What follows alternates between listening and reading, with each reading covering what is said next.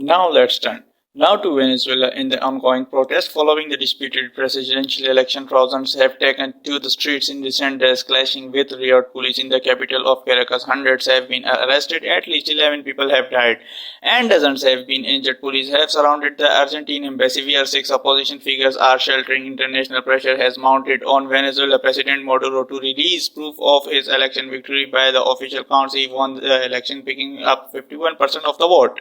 The opposition presidential candidate Edmundo Gonzalez getting 41%.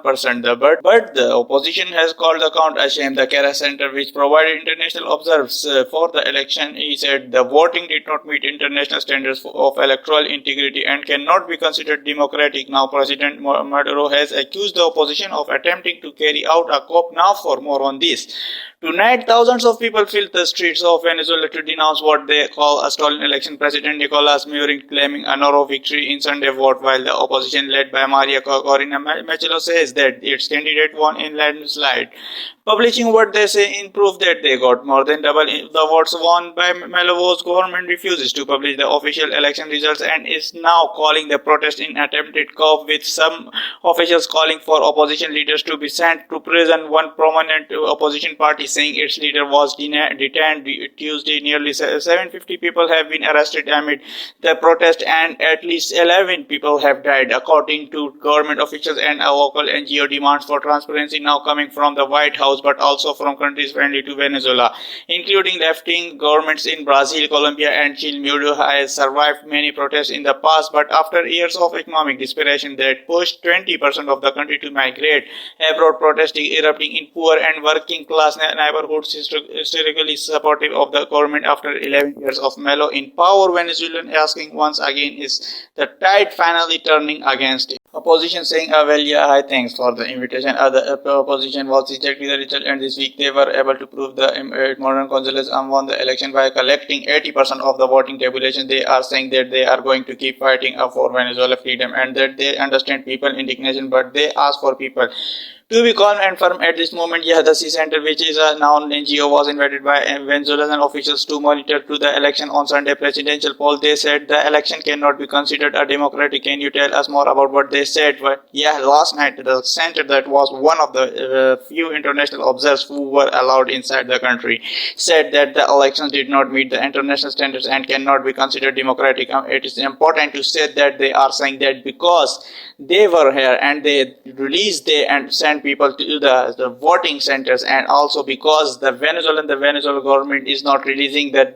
data. They are not releasing, the Venezuelan government nor National Electoral Council have not released the tea from any the machines they promised to do, said that on Sunday, but they have not done it. The latest in Venezuela is that 2 hours ago Maduro went to the Supreme Court in Caracas and he asked them to do audit for the result, but the C Center just said that the top court won't provide any independent audit of the counter election, and that is because this court is full of Maduro loyalties as well. Yeah, Benjamin, I want to bring you into conversation and take you on Venezuela election. In the lead up to the polls on Sunday, many polls that were done showed that the opposition was far in the lead, which obviously antagonized the opposition when the results show something incredibly different. Yeah, it's not just the polling before the election which showed on extraordinary lead for the opposition to 20-30% points in cases, but their actual data from so-called quick